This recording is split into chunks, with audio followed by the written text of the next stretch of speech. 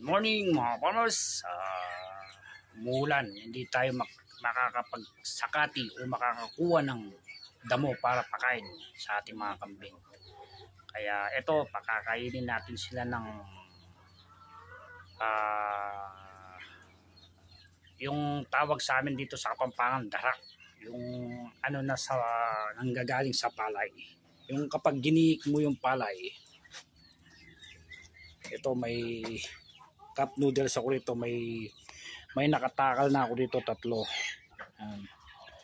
Tatlong takal na cup noodles yan. Lalagyan pa natin ng dalawa para maging 5. Yan.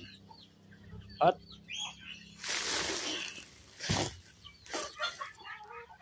giniling na mais. Giniling na mais. 2 takal na cup noodles na giniling na mais. Dati pids yung pinapakain ko, kaso naubusan tayo ng pids. At saka asin, yan o. Konting asin lang yan. Mga ganyan yan. Yan. Asin.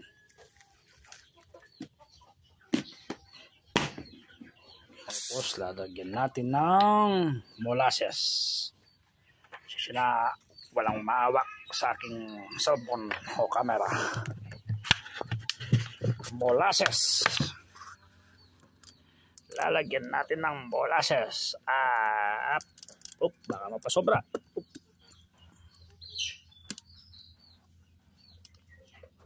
Okay. Yan. Lang. Molasses.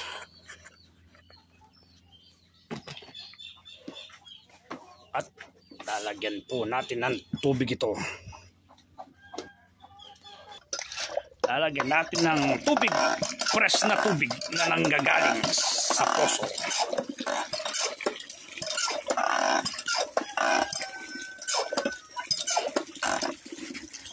Diyan lang na rin.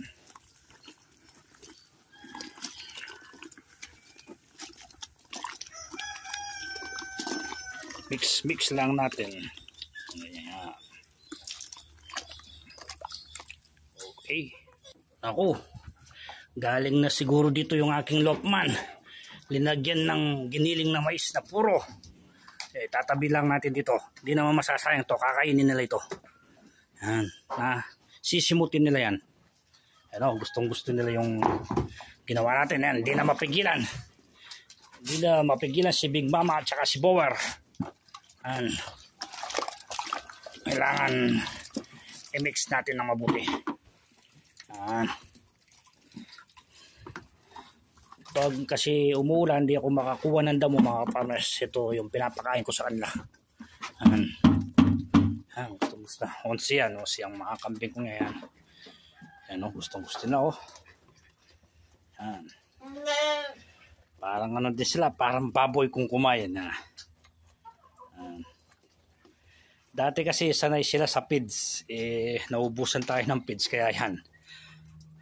Bali pag umuulan, ginagawa ko ngayon, yan ang pinapakain ko sa kanila, darak at giniling na mais. Konti-konti lang, hindi kasi pwedeng padamihin yung kanilang kakainin. Yan, baka mag-bloat sila. Wala yung isang lalagyan kung pagkainan nila dito. Baka linabas ng akin lopman.